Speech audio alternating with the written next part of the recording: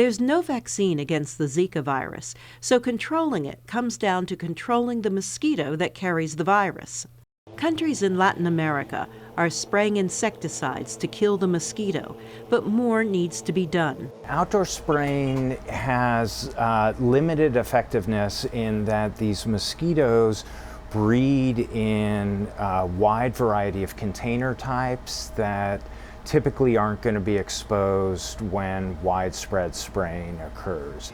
The mosquito that carries the Zika virus can lay eggs in old tires, water cisterns, bottle caps, or any place where there's a drop or two of water. Insecticides can also be used to target the larval stages where the mosquitoes are living in their aquatic habitats. Researchers are also trying to genetically change the mosquito. We try to manipulate mosquitoes in such a way to make them resistant actually to these viruses. This way a transmission cycle can be interrupted.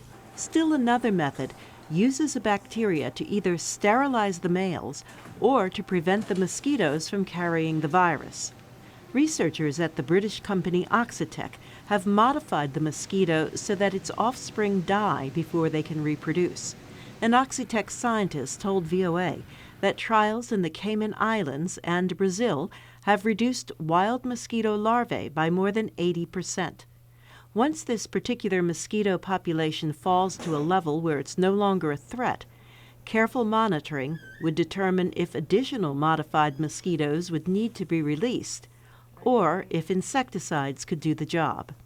With a plant in Brazil and a larger one in the works, Oxitec is perhaps the company closest to having a ready solution.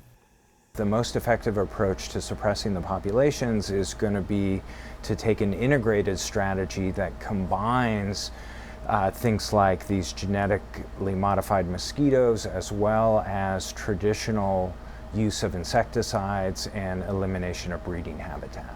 Much of this work is still in the research stage. In the meantime, millions of pregnant women are depending on researchers to come up with something quickly and spare their babies from the risk of lifelong disabilities linked to the Zika virus. Carol Pearson, VOA News, Washington.